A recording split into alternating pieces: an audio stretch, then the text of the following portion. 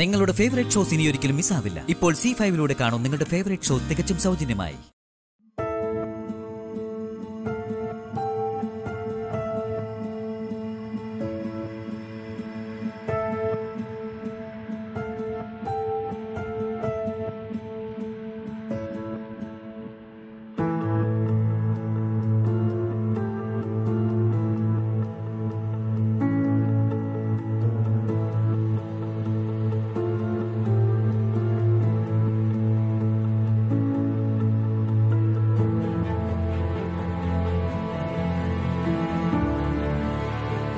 ഇത് കൊണ്ടുപോയി നിലത്തൊഴിച്ചു കളഞ്ഞേക്ക്. തുളസി, ഇത് ഒഴിച്ചു കളഞ്ഞേക്ക്.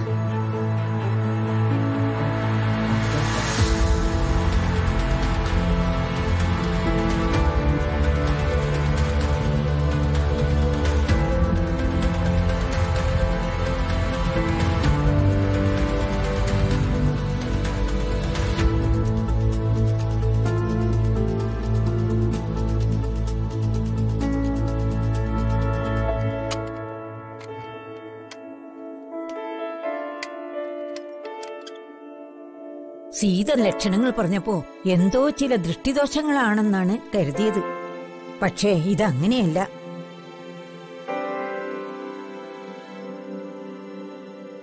നിന്റെ പേരെന്താ? അഞ്ജലി. അഞ്ജലിയോ? അതിലെന്തോ ഒരു കള്ളത്തരമുണ്ടല്ലോ.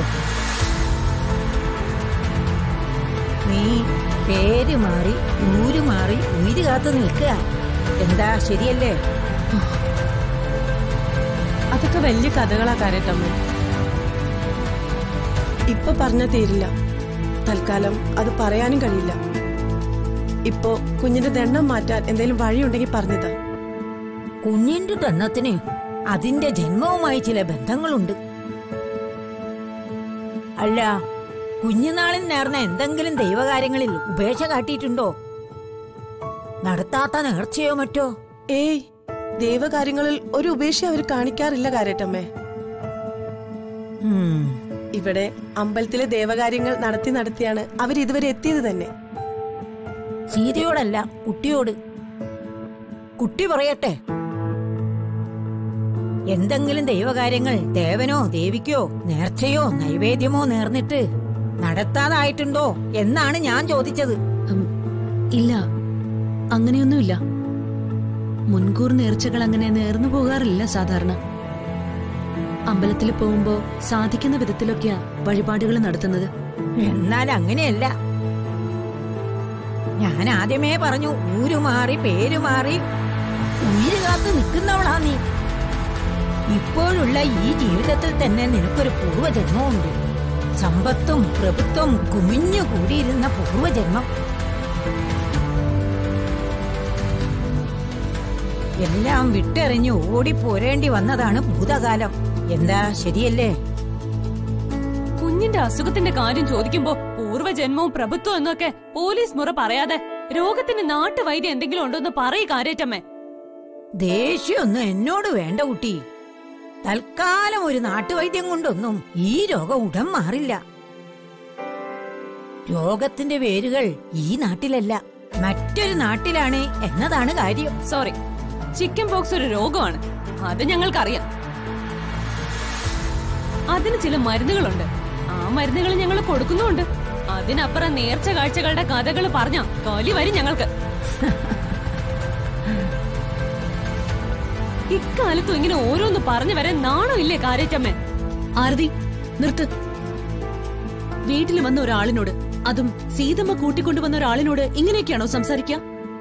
കുഞ്ഞേ, അകത്ത് അസുഖം പിടിച്ചു കിടക്കുന്ന ആ കുഞ്ഞിന്റെ ദീനാവസ്ഥ ചൂഷണം ചെയ്ത് അവന്റെ അവശതയെ വിറ്റ് ദക്ഷിണ വാങ്ങാനും അതിന്റെ പേരിൽ പൂജാകർമ്മങ്ങൾ നടത്തി പണം സ്വരൂപിക്കാനും അങ്ങനെ വന്ന ഒരാളല്ല ഞാൻ.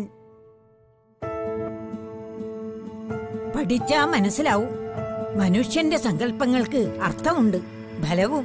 അത് ദേവസ്ഥാനങ്ങളെ സങ്കല്പിച്ച് ചെയ്താൽ മാത്രമല്ല, മഴയെ സങ്കല്പിച്ചും വെയിലിനെ സങ്കല്പിച്ചും മലയെ സങ്കല്പിച്ചും നമുക്ക് നേർച്ചയായിട്ട് നേരാം. പക്ഷേ അങ്ങനെ എന്തെങ്കിലും സങ്കല്പിച്ചിട്ട് നടത്താതിരുന്നാൽ അതിന്റെ പ്രത്യാഘാതങ്ങൾ ഉണ്ടാകുമെന്ന് നമ്മൾ മറന്നുപോകും. ആ പ്രത്യാഘാതങ്ങൾ ഇതുപോലുള്ള സൂചനകളിലൂടെയാണ് നമ്മളിലെത്തുന്നത്. അങ്ങനെ എന്തെങ്കിലും സങ്കല്പങ്ങൾ, നേർച്ചകൾ നടപ്പാക്കാതെ കിടപ്പുണ്ടോ? അതാണ് എന്റെ ചോദ്യം. ഇല്ല, അങ്ങനെയൊന്നും ഉള്ളതായിട്ട് ഓർമ്മയില്ല എനിക്ക്. തെറ്റ്. ഇല്ലാത്തതല്ല, ഓർമ്മയില്ലാത്തതാണ്. എന്നാൽ അങ്ങനെ എന്തോ ഉണ്ട്. അതാണ് ഞാൻ എന്റെ കണ്ണാലെ കണ്ടത്. ഇവിടെ ഈ നാട്ടിൽ കെട്ടി ഉയർത്തിയ നിങ്ങളുടെ 2ാം ജന്മത്തിലാകണമെന്നില്ല, പൂർവജന്മത്തിൽ. അതായത് എല്ലാം ഉപേക്ഷിച്ച് നാട് വിട്ടു പോരുന്നതിന് മുമ്പുള്ള കാലത്ത്. അന്ന് ഈ കുഞ്ഞുമായി ബന്ധമുള്ള ആരെങ്കിലും സങ്കല്പിച്ചതാവാം. ആ സങ്കല്പം നേർച്ച പൂർത്തിയാക്കാതെ വന്നിട്ടുണ്ടാകും. അതിന്റെ പേരിലുള്ള ദൈവകോപമാണ് കുഞ്ഞിന്റെ ഈ കിടപ്പിന് കാരണം. ഒന്നുകൂടി ഒന്ന് ആലോചിക്കൂ. അങ്ങനെ എന്തെങ്കിലും ഉണ്ടെങ്കിൽ ഇപ്പൊ പറയണം. പറഞ്ഞാലേ പറ്റൂ.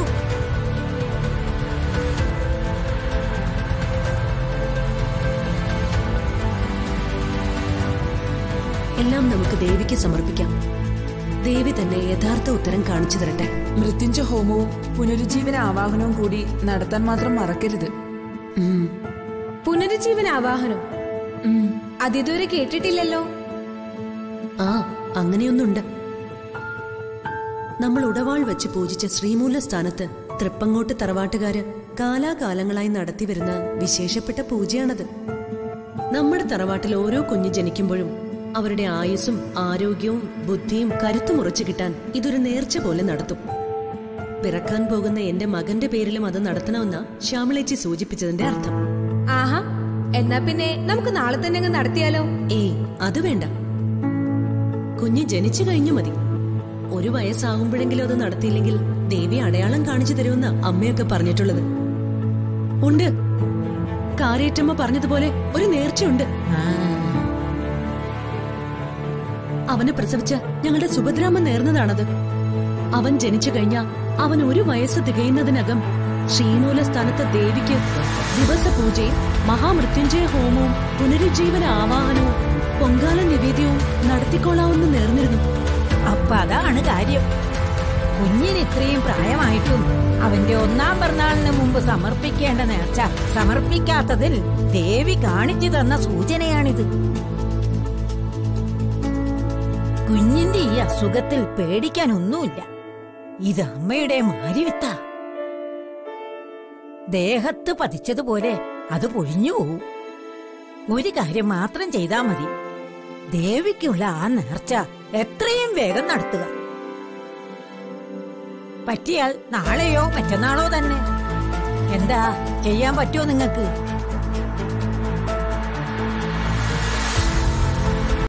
ഡൗൺലോഡ് ചെയ്യൂ C5 ആപ്പ്. കാണൂ എല്ലാ എപ്പിസോഡുകളും സൗജന്യമായി.